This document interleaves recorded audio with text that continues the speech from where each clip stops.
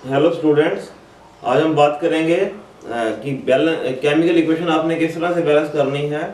तो सबसे पहले आपको पता होना चाहिए इक्विवेलेंट वेट के बारे में कि इक्विवेलेंट वेट क्या होता है। Equivalent weight is the molecular weight divided by the total number of the electrons gained और लॉस्ट पर मॉलिक्यूल। मॉलिक्यूलर वेट और उस मॉलिक्यूल ने कितने इलेक्ट्रॉन्स को गेन या लॉस किया है पर molecule, that is called as a equivalent weight. तो यहाँ पे हम अप्लाई करेंगे लॉ ऑफ केमिकल इक्विवेलेंस कि हर रिएक्शन में हर रिएक्टेंट या प्रोडक्ट के सेम इक्विवेलेंट्स यूज होते हैं। फॉर एग्जांपल जब मैं बात करूं केमिकल इक्वेशन को बैलेंस करने के लिए कि मेरे पास कोई रिएक्शन है, let I have dichromate ion Cr2O7 2 negative plus ferrous ion in acidic medium H positive changes to the ferric ions Fe3 positive plus chromium 3 positive plus आपके पास है H2O। इसको मुझे बैलेंस करना है। मान लिया अब यहाँ पे देख रहे हो कि क्रोमियम ने कितने इलेक्ट्रॉन का गेन या लॉस किए हैं, वो आपको कैलकुलेट करना है।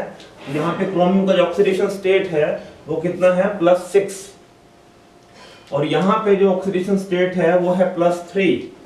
तो कितने इलेक्ट्रॉन्स इसने गेन किए? 3 गेन किए। लेकिन मैंने अभी कहा है कि total number of electron gained और लॉस पर मॉलिक्यूल, तो इसके एक मॉलिक्यूल ने कुल कितने गेन किए? 6। क्रोमियम का ऑक्सीडेशन स्टेट था यहाँ पे +6, यहाँ पे है +3, तो 3 का गेन हुआ। लेकिन क्रोमियम यहाँ पे 2 हैं, तो यहाँ पे जो नेट गेन है वो कितना हुआ? 6 हुआ। तो हम ये कह सकते हैं कि इसका जो इक्विवेलेंट वेट है वो है आपके पास molecular weight divided by 6। Next अगर मैं आयरन की बात करूं, यहाँ पे आयरन जो है +2 स्टेट में और यहाँ पे आयरन +3 स्टेट में है। तो इसका मतलब इसने कितने इलेक्ट्रॉन को लूज किया? एक इलेक्ट्रॉन को लूज किया और इसमें है भी एक ही एटम दिखाई दे रहा है आपको आयरन का। तो यहाँ पे इक्विवेलेंट वेट है, इक्विवेलेंट वेट वो हो गया आपके पास मॉलिक्यूलर वेट बाय 1। अभी मैंने कहा कि आपने हर रिएक्शन में law of chemical equivalence apply करना है कि same number of equivalents use होने चाहिए। तो इसके एक मोल में 6 इक्विवेलेंट्स हैं जबकि इसके एक मोल में 1 इक्विवेलेंट है। तो हमने दोनों के same number of equivalents use करने हैं। तो इसके तो एक मोल में 6 इक्विवेलेंट्स यूज हो गए, इसके एक मोल में 1 इक्विवेलेंट यूज हुआ। तो यहाँ पे हमने नंबर ऑफ इक्विवेलेंट्स क्या करने हैं? सेम करने हैं। क्योंकि यहाँ पे 6 इक्विवेलेंट है तो इसको आप कितने से मल्टीप्लाई कर दोगे? 6 से मल्टीप्लाई कर दोगे, यानी कि 6 मोल में 6 इक्विवेलेंट हो गए। अब इसको आप आसानी से क्या कर सकते हैं? बैलेंस कर सकते हैं। जैसे आपके पास यहाँ पे 2 Cr हैं, तो यहाँ पे आप क्या लिख दोगे? 2 Cr। Fe कितने हो गए आपके पास? 6 हो गए। तो यहाँ पे क्या लिख देंगे आप? 6 लिख देंगे। अब आपको ऑक्सीजन दिख रहे हैं, ऑक्सीजन यहाँ पे कितने हैं? ऑक्सीजन आपके पास है 7। तो यहाँ इसको मल्टीप्लाई कर दोगे फिर आप 7 से। H कितने हो गए आपके पास? 14। तो यहाँ आप इसको 14 से मल्टीप्लाई कर दोगे। तो ये आपकी इक्वेशन जो है वो बैलेंस होगी। तो सिंपली मैंने अभी आपको बताया कि आपने क्या करना है, same number of equivalents use करने हैं। और इक्विवेलेंट वेट होता क्या है? Molecular weight divided by the total number of electron gained और लॉस्ट पर मॉलिक्यूल। इसी तरह से मैं कोई और रिएक्शन ले लेता हूं। जैसे आपके पास है, मान लिया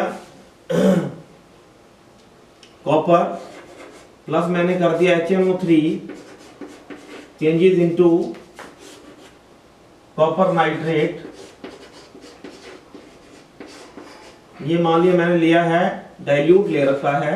और डाइल्यूट जब हम लेते हैं तो क्या निकलता है आपके पास? NO नाइट्रिक ऑक्साइड और प्लस वाटर। अब मुझे इस रिएक्शन को बैलेंस करना है। तो पहले तो मैंने अभी आपको बताया कि इसका आप जो है इक्विवेलेंट वेट निकालो। तो कॉपर यहाँ पे कौन सी स्टेट में? एलिमेंट्री स्टेट में है, तो इसका ऑक्सीडेशन स्टेट 0 है। और यहाँ पे कॉपर का +2 स्टेट है, तो यहाँ पे कॉपर का जो इक्विवेलेंट वेट हो गया मॉलिक्यूलर वेट बाय 2। एक ही आपके पास एटम था इसका। NO3 की मैं बात करूं, HNO3 में अगर नाइट्रोजन का ऑक्सीडेशन स्टेट में बात करूं तो यहाँ पे +5 है। तो यहाँ पे कितना है? +5 है। और यहाँ पे कितना है? इसका ऑक्सीडेशन स्टेट +2 है। तो यहाँ पे जो नाइट्रोजन का ऑक्सीडेशन स्टेट सेम भी रह रहा है और घट भी रहा है, तो डबल सा बिहेव कर रहा है ये। तो हमें इसको जो बैलेंस करना है, तो मुझे राइट से लेफ्ट आऊं तो बेटर रहेगा मेरे लिए। तो अगर यहाँ पे कॉपर का ऑक्सीडेशन स्टेट देखो, यहाँ पे +2 है, यहाँ पे 0 है, तो कितने का गेन हुआ बैक साइड में? तो गेन हुआ आपके पास 2 का। तो इसका जो इक्विवेलेंट वेट होगा वो क्या होगा? मॉलिक्यूलर वेट बाई 2 हो गया आपके पास। इसी तरह से अब यहाँ पे नाइट्रोजन का ऑक्सीडेशन स्टेट कितना है आपके पास? +2 है, और यहाँ पे नाइट्रोजन का ऑक्सीडेशन स्टेट कितना है? +5 है। तो कितने इलेक्ट्रॉन्स का गेन लॉस हुआ? वो हुआ 3 का। तो यहाँ पे जो मॉलिक्यूलर वेट आपका इक्विवेलेंट वेट जो हो गया आपका इक्विवेलेंट वेट, वो हो गया मॉलिक्यूलर वेट बाई कितना हो गया? 3। तो अभी मैंने बताया कि सेम नंबर ऑफ इक्विवेलेंट्स आपने यूज करने हैं। तो इसके 1 मोल में तो 2 इक्विवेलेंट्स हैं, इसके 1 मोल में 3 इक्विवेलेंट हैं। तो अगर जो मैं इसको मल्टीप्लाई कर दूं, 3 से मल्टीप्लाई कर दूं इसको, तो यहाँ आपके पास 3 मोल में कितने इक्विवेलेंट्स हो गए? आपके पास 6 इक्विवेलेंट्स हो गए। और इसको अगर मैं मल्टीप्लाई कर देता हूं 2 से, तो इसके 1 मोल में, क्योंकि 3 इक्विवेलेंट थे, तो 2 मोल में कितने इक्विवेलेंट्स हो गए? इसके 6 इक्विवेलेंट्स हो गए। अब हम इसको बैलेंस कर सकते हैं। तो यहाँ पे कॉपर कितना आपके पास? 3 है, तो यहाँ पे आपने 3 से मल्टीप्लाई कर दिया। अब आप देख रहे हो नाइट्रोजन कितने हैं राइट हैंड साइड में? 2 मल्टीप्लाई बाई 3 6 और 2 8। तो यहाँ पे आपके पास 8 HNO3 हो गया। और फिर H कितने हो गए आपके पास? 8 हैं, तो ये आपके पास हो गया 4 वोल्ट। इस तरह से आप किसी भी केमिकल इक्वेशन को आप बैलेंस कर सकते हैं, चाहे वो रिडॉक्स रिएक्शन हो, चाहे वो बेशक एसिड बेस रिएक्शन हो। हर तरह की इक्वेशन को आप बैलेंस कर सकते हैं। और एग्जांपल ले लेता हूं मैं। सिंपल आपने याद क्या रखना है? Law of chemical equivalence apply करना है आपने, और इक्विवेलेंट वेट निकाल लेना है। इक्विवेलेंट वेट क्या होता है? Molecular weight divided by the total number of the electrons gained और लॉस्ट पर मॉलिक्यूल। पूरे मॉलिक्यूल की मैं बात करूंगा। इसी तरह से मैं कोई और रिएक्शन लेता हूं, जैसे आपके पास है, मान लो आयरन पाइराइट है, और इसको मैंने रिएक्शन कराया हो O2 के साथ। क्या बना आपके पास? Fe2O3 और आपको मिला SO2। अब मुझे इस इक्वेशन को बैलेंस करना है, तो सबसे पहले तो मुझे इसका इक्विवेलेंट वेट निकालना पड़ेगा। तो इसका इक्विवेलेंट वेट कैसे निकालोगे? आयरन का ऑक्सीडेशन स्टेट कितना है? यहाँ पे आयरन का ऑक्सीडेशन स्टेट है +2, यहाँ पे आयरन का ऑक्सीडेशन स्टेट है +3। तो कितने इलेक्ट्रॉन्स का इसने को लॉस किया है? इसने लूज किया है 1 इलेक्ट्रॉन को लूज किया है। सल्फर का ऑक्सीडेशन स्टेट देखें यहाँ पे, तो ये पाइराइट की फॉर्म में है, तो सल्फर का ऑक्सीडेशन स्टेट कितना है? -1 है, -1। यहाँ पे जो सल्फर का ऑक्सीडेशन स्टेट है वो कितना है? +4 है सल्फर डाइऑक्साइड के अंदर। तो कितने इलेक्ट्रॉन्स का फिर उसने लूज किया? 5 इलेक्ट्रॉन को लूज किया।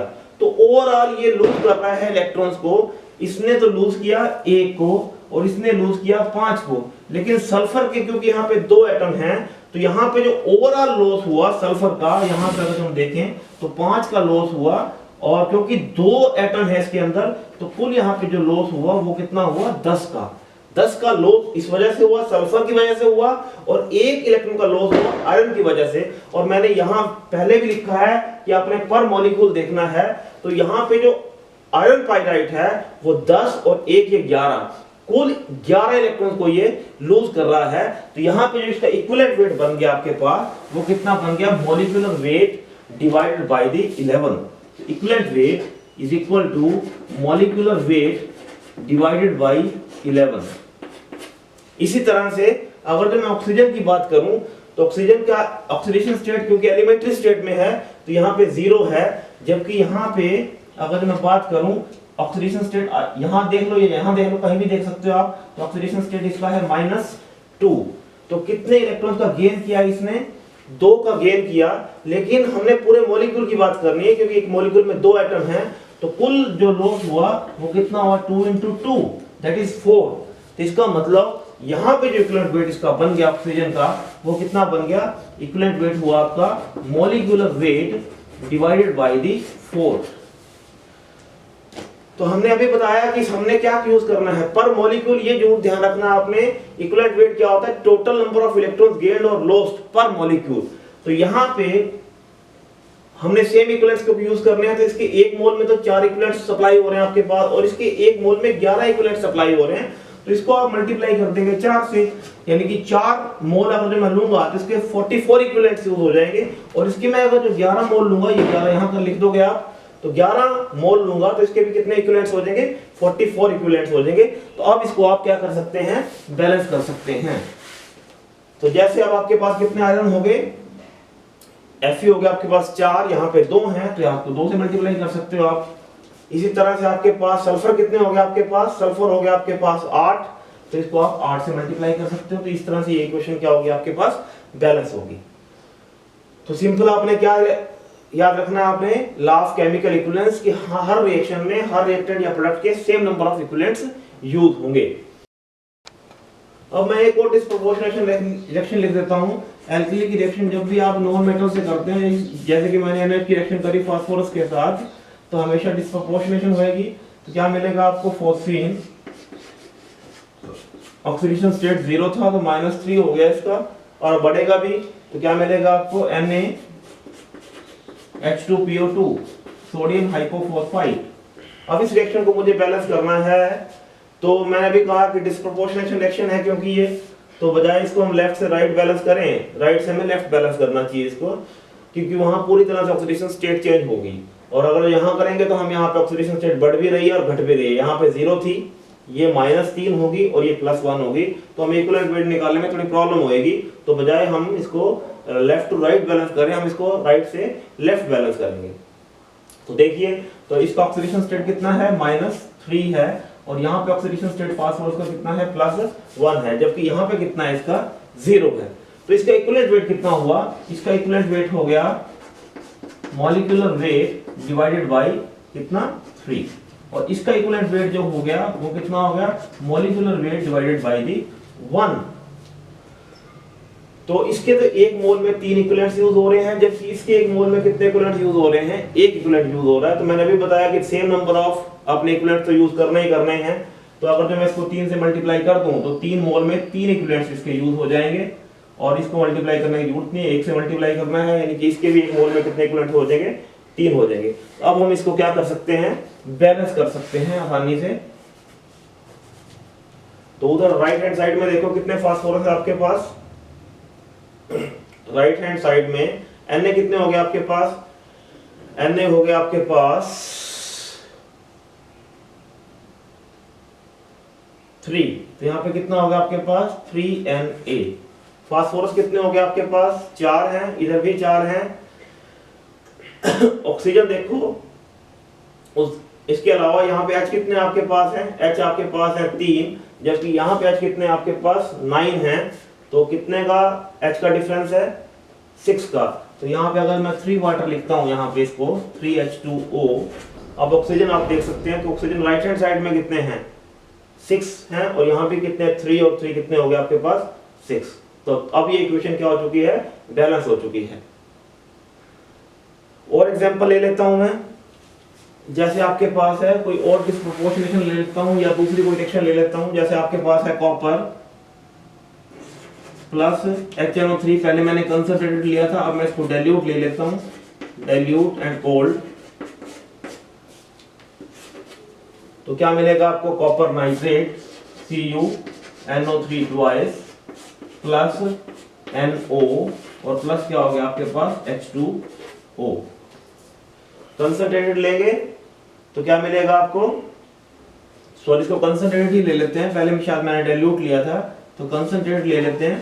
तो यहाँ पे आपको कौन सी गैस मिलने वाली है, NO2।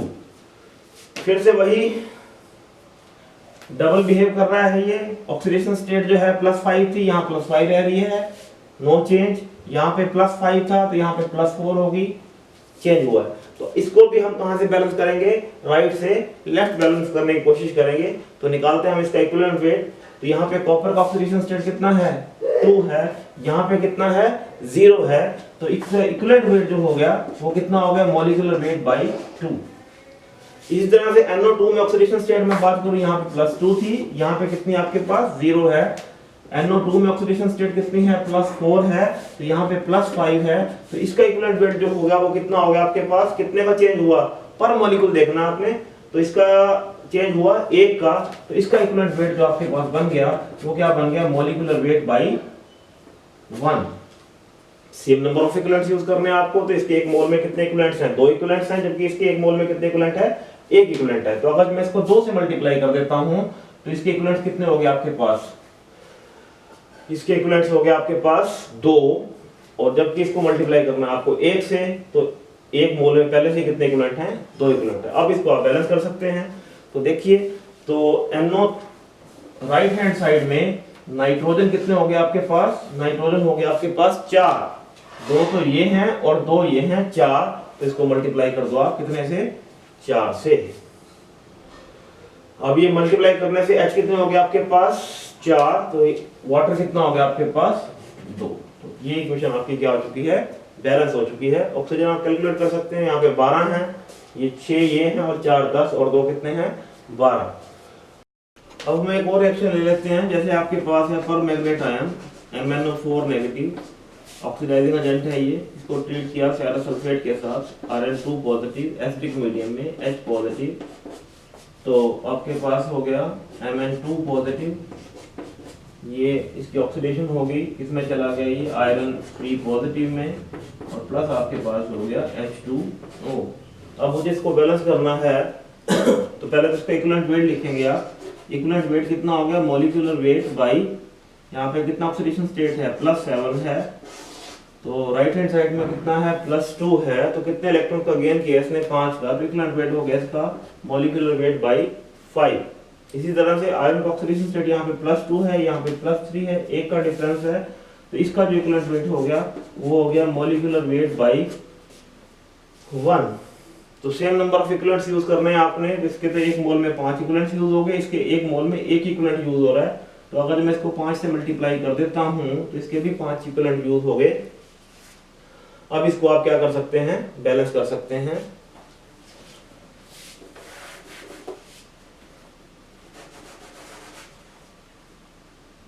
तो क्या हो गया आपके पास? आयरन यहाँ पे कितने हैं? 5, तो इसको आप 5 से मल्टीप्लाई कर दोगे। ऑक्सीजन कितने हो गए आपके पास? यहाँ पे 4 हैं, तो वाटर कितने हो गए आपके पास? 4 हो गए, और H कितने हो गए उस तरफ? राइट हैंड साइड में 8 हैं, तो यहाँ पे कितना हो गया? 8। और साथ में आपको चार्ज भी देखना है इसका। अब चार्ज देखें तो यहाँ पे कितना हो गया? 15 पॉजिटिव और 2 17 पॉजिटिव, और ये कितना हो गया? 8 पॉजिटिव ये है, 10 पॉजिटिव 18 में से एक है 17 पॉजिटिव। तो इस तरह से हम इस रिएक्शन को हम क्या कर सकते हैं? बैलेंस कर सकते हैं। Thank you for watching the video. Please like and subscribe the channel. Thank you.